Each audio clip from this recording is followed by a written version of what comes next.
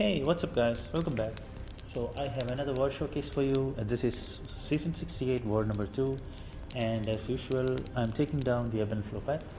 And up first I have an iDoom here. To be fair, I never faced him on this node. This feels like a diversity placement, and I decided to take him down with Silk even though he's a rank 5. He's not really threatening. My game plan is pretty simple. I want to knock him down first, not get inflicted with a shock, and push him to an SP2, bait it out, and punish with our heavy chain into an SP2. Now, what could go wrong, right?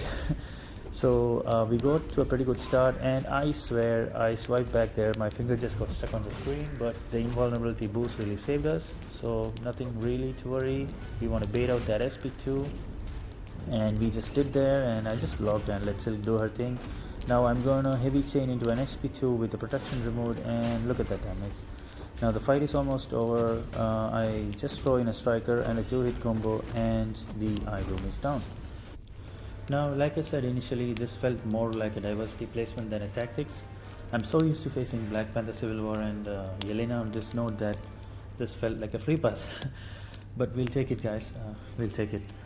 Now up next we have a Lumitrix. Now if I'm being honest, I absolutely hate fighting Lumitrix. His uninterruptible heavy combined with mighty charge is going to be annoying to deal with, but we're gonna do it with my Chain Grey. My game plan is pretty simple: reparry him, create my openings, and heavy knockdown to remove the protection, then chain an SP1 into an SP2. Now I wanted to avoid his SP1 as much as possible, but as you can see here, I'll fail miserably at that.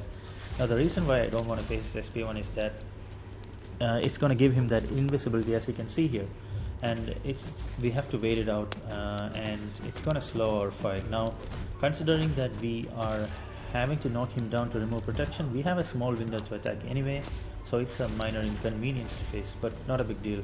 Now as you can see, I took a combo to face by failing to intercept him, but the invulnerability boost really helped us there. Now I throw in a striker to and a heavy to remove the protection.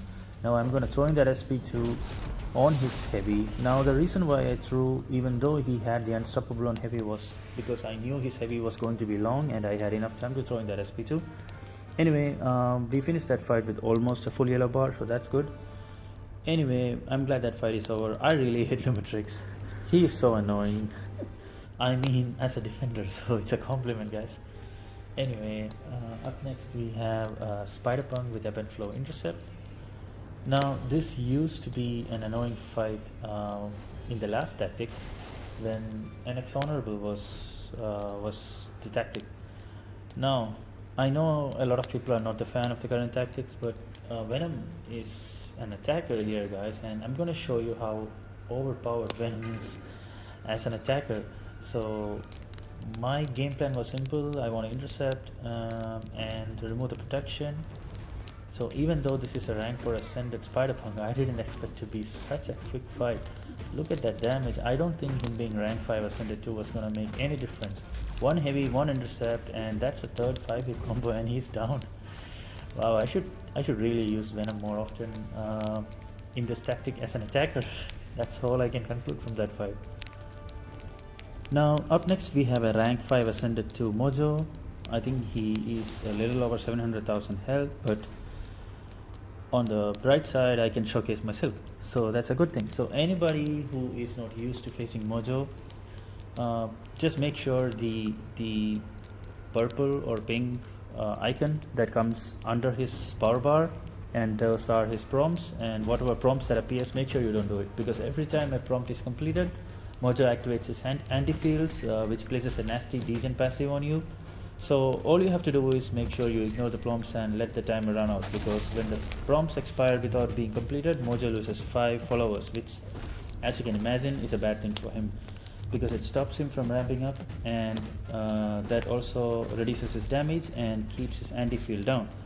Outside of that, make sure to do the regular things on the node. Make sure to intercept him and thereby remove the protection on him, and then do your combo which deals a heavy damage. And in case of myself, that's a heavy chain into an SP2, and as I speak, she just finished that fight. So how convenient was that, guys? Silk is such an amazing champion to have. So that's it for me in this war, guys. We ended up winning it. It's been a short war for me. Shout out to my battle group. They actually finished all the mini boss and boss fights before I could even scout for a call out. So yeah, we have some really skilled players. So that's it for this video, guys. It's a short one. It's a short war for me, and I hope you find this video helpful. I hope you really enjoyed it. Let me know your feedbacks, and I'll see you in another one. Take care. Bye.